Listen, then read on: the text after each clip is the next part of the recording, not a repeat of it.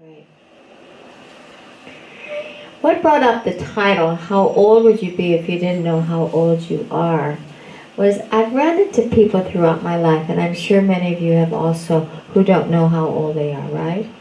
Because they haven't registered, or their mother died, or they were from a country that nobody kept track of how old they are. I have a friend in India, he's a yogi, I love him. And his mother had 5 children, but she can't remember if he was born in January or May. I mean, I can see January and February, but January and May, I mean, that's a long time. Can you remember if the snow was melting? But that doesn't really matter in a sense. And then I had a friend from Sardinia whose mother never kept track when all her kids were born, and they never celebrated birthdays, and it didn't matter. And I don't think they were probably registered in birth certificates in Sardinia at that time. And then you'll hear a lot of different stories about people who don't know when they were born, sometimes where they were born, who their mothers were, and certainly many times who their fathers were. And then we have to ask ourselves the question, I mean, the big question is, does it really matter? And do we get fixated on age? Coming into 71 this coming several months ahead, I have gone through a lot of chapters connected to age, which I'm sure some of you have, and maybe more so with women. Recognizing different stages and changes in the physical body, and also just how we are so cyclical as women, addresses it kind of right in your face, you might say. So, having to deal with everything up to what they call now perimenopause, and then menopause, and then post-menopause, and like that. You know, you get kind of caught up in the pre, the post. Is it happening? Is it not happening? And every woman has to address this whole darn thing, of which many of our, especially grandparents, grandmothers, didn't because they were dead. Or great-grandmothers. I mean, we live longer now. And I was reading this book called Fifth Dimensional Child by Dr. Atwater, and looking at all of her consensus and watching us grow older and live longer. I'm not talking about quality of life, but years of life. The prediction is within 100 years, we'll be living 110, 120, possibly 130 years, and it won't be that big a deal. So the big question I ask myself, and I ask you, if our life gets longer and longer, what are you going to do while you're hanging out on Earth? And it's a big question to ponder, because most of you will live longer than your own mothers, and certainly than your grandmothers and great-grandmothers. And when we were a child, born in 1943, so much of the concern was we were retiring with Social Security and benefits at the age of 55. And then people felt they didn't have to, nor did they want to work after that. They wanted to relax. They had worked so hard, they wanted to relax. They wanted to retire. And that became the American way of life. If you had enough income, you retired. And what did you do when you retired? I think they just got tired. And then they just died because they were so tired. So things have changed, and we're finding even people are going into a whole nother career.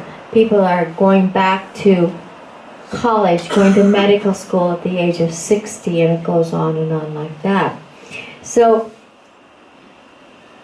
the question gets even bigger though, and actually more exciting. If at yogis we lived 8.4 million lifetimes before we came here this time, if you believe in reincarnation, when we're born and how long we live is like a blink in your whole karmic life. So does it really matter? And can you put yourself into a headspace to be young all the time? Yes. Yeah. You can choose, but then not just young, eternal. Never died and never born. Self-illuminated. Always has been and always will be. Now that's kind of big, and that's a big one to get to. But it really, that's the most truth of where we are. That we never, ever, ever, ever, ever die.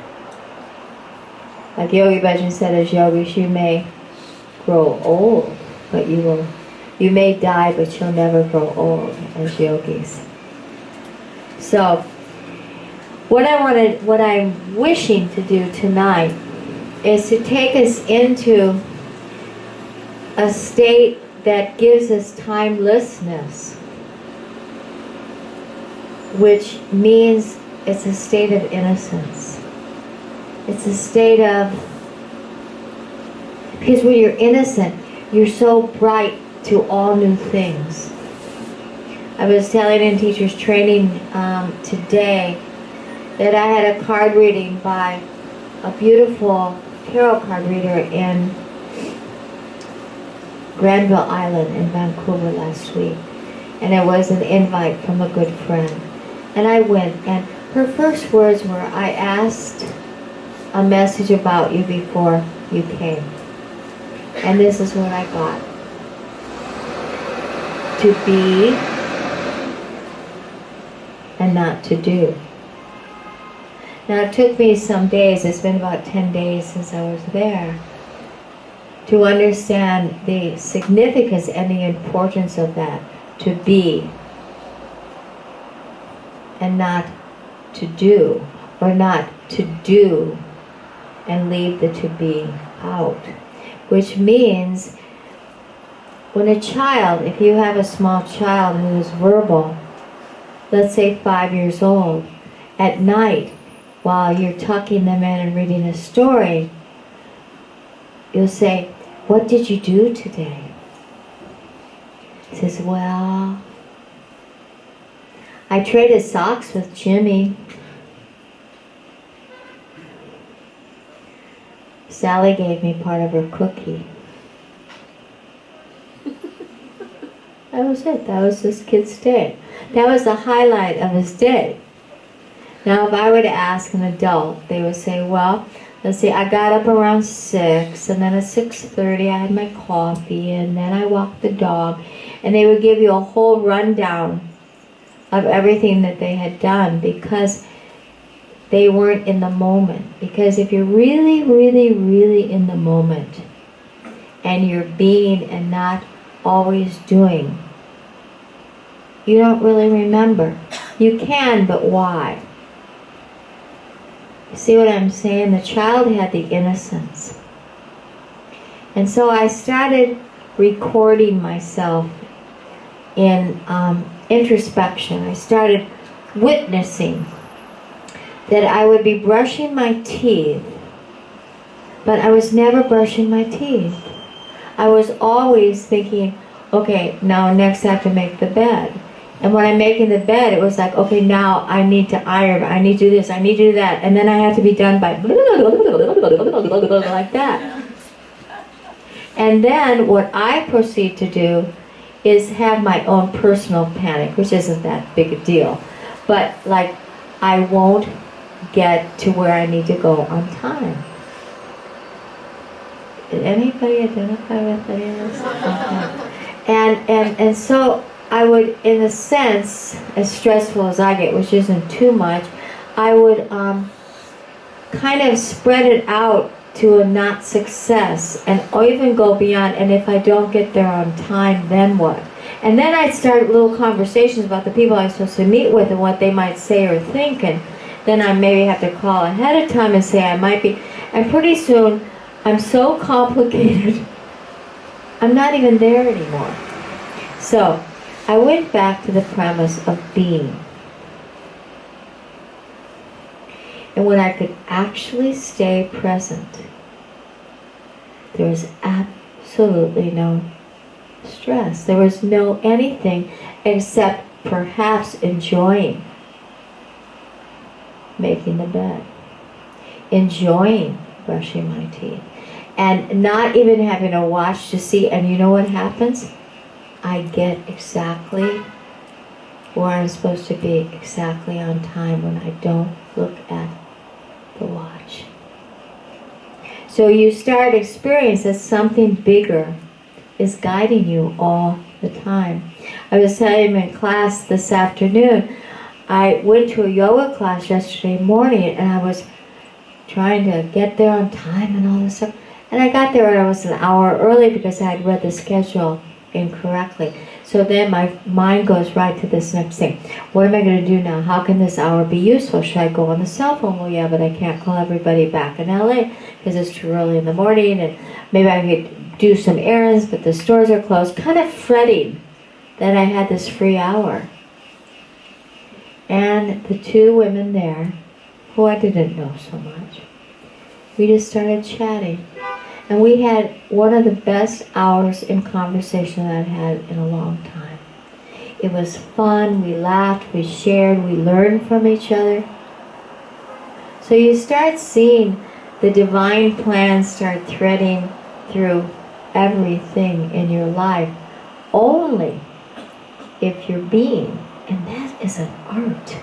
That is, it's actually work at first to stay present. So that I was having lunch with a very, very dear friend, and we just started chatting. She says, you know, it's all in between the inhale and the exhale. And I'm just pondering that and knowing that's the truth. That your truth lies between your inhale and your exhale. So then today I'm teaching, and I thought I had it right, that you inhale, you hold, and it's like you're on the diving board, you jump. Your inhale is your diving board, and then you jump, and you're between the diving board and the pool in between, and then you exhale and you go into the water. But I also hadn't discovered when you exhale, say you inhale, you go through that, but then you exhale. And you don't wait a while before you inhale again. Those two places are where your agelessness lies, and where your innocence lies, where your creativity lies. We'll work on that today.